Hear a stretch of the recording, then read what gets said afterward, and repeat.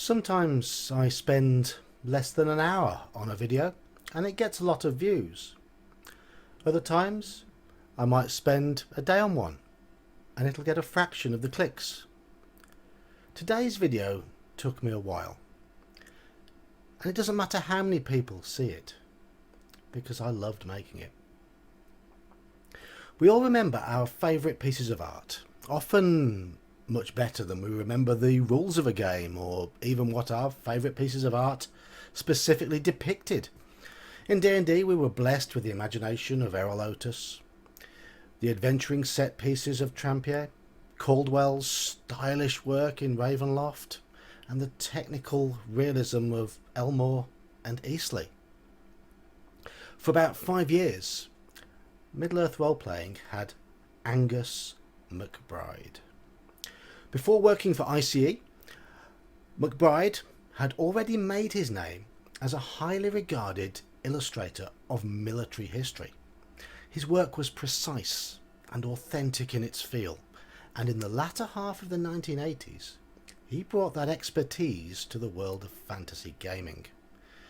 In all, he contributed more than 30 full-colour covers, as well as a few black and white images for the game rulebook, some of which are on the screen right now. I decided to compile a top 10 of his cover images, but it was not an easy job, as it was all so damn good. Thus this video might be a bit longer than usual, as I'm actually going to show you all the cover images I could find. I didn't want to waste any. In a highly unscientific effort to save the best till last, I made a slideshow and displayed it to my family. I then asked each of them to pick out the images that stood out most to them. I didn't say pick a top 5 or a top 10, I just asked them to choose their favourite 20 to 25% in no particular order. Do you like this one? Do you like that one? What about this one? Oh yeah, that's nice. And so on. One family member picked out 9 images that they really liked. Another picked out 6. So let's get into them, starting with the images that nobody selected. Hopefully you'll quickly realise just how consistently good McBride's work really was, because some of these that got no votes are fantastic. A quick tip: hit pause now, make yourself a drink, relax in your chair, polish your glasses if you wear them, and once you are comfortable, click play. Amazingly, this rulebook cover got no votes. It is stunning. Just look at the details, including Gollum lurking in the bottom left. Then we have the cover of Assassins of Dol Amroth, featuring a deadly young woman preparing to murder a random traveller. Equally deadly is this wraith on the cover of Rogues of the Borderlands. Note the bats in the background. That's a feature of McBride's work. Flying creatures in the sky behind the main feature of the work itself. And remember, these 3 glorious cover images all got no votes. Denizens of the Dark Wood is next. And just look at that orc armour. You can tell McBride's authentic military influences. Even his fantasy armour feels suitably grounded. A sky filled with flying creatures too. I told you we like those. This is also a really good adventure module. It's a shame the cover image didn't get any votes. The adventure module itself is one of my favourites. Dol Guldur from the Citadel series featured one of his later and weaker pieces of art. But Mouths of the Entwash has a cover that I was genuinely surprised to have got no attention, as I think it's fantastic. This young man is in a world of trouble as a mulip rises from the fetid water. Great image. Pity that this is one of the worst adventure modules they did though. Another individual in trouble is the bearded gentleman on this cover drawing his sword. More flying things as well. And here's the cover to Mount Gundabad. Everyone paused on this one, or gave it a second look, but ultimately nobody picked it. Another surprise. It's commanding, it's imposing, it's wonderful. I wasn't too surprised, though, that the next image didn't get much attention. In more typical company, this would stand out due to its dynamism, but among all the other wonderful covers in this selection, it did fade into the background a little. Sadly, this next beautifully done depiction of the mighty Galadriel didn't get any votes either. I wonder if this served to inspire the later films, as she doesn't look unlike Cate Blanchett's portrayal of Galadriel. Back to orc armies now for the cover of Gates of Mordor. That orc is about to meet its maker, but the lone hero is going to have to bid a hasty retreat immediately afterwards, because look at the horde in the distance. And then there's the detail in this next piece from Pirates of Pelagir. The sails, the rigging, the timbers, the seabirds in the background. This is a proper image of sea combat.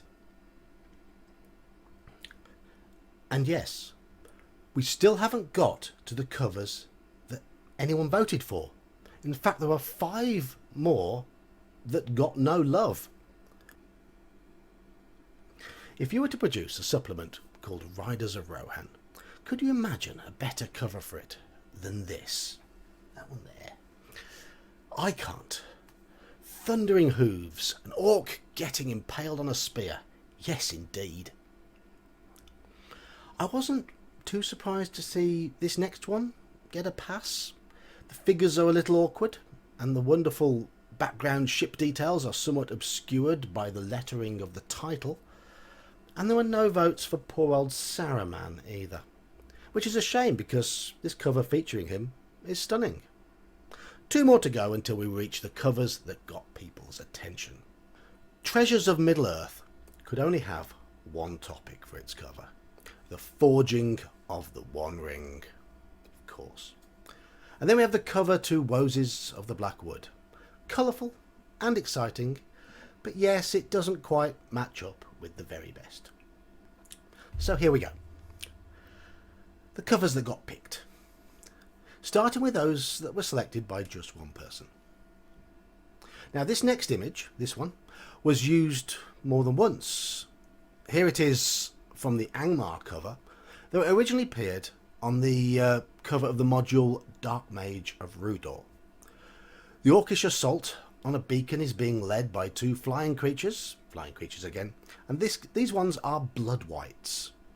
I do feel sorry for the occupants of that tower. They're in a lot of trouble. And just look at the detail on the orcish armour again. It's lovely. My son was a fan of this next one, the cover of Brigands of Mirkwood, a module set in Strayhold, to the south of Mirkwood. It's one of the weaker modules, but the cover's pretty damn good. And my daughter liked this next one, from the Lost Realm of Cardalan. Also, it's the cover of the Arnor book, another one that's used twice. Her choices did show her sadistic streak somewhat, though, as this poor warrior is about to have his head caved in. Rather surprisingly, the next 2 images only got 1 vote each. Eowyn versus the Witch King. Gandalf versus the Balrog.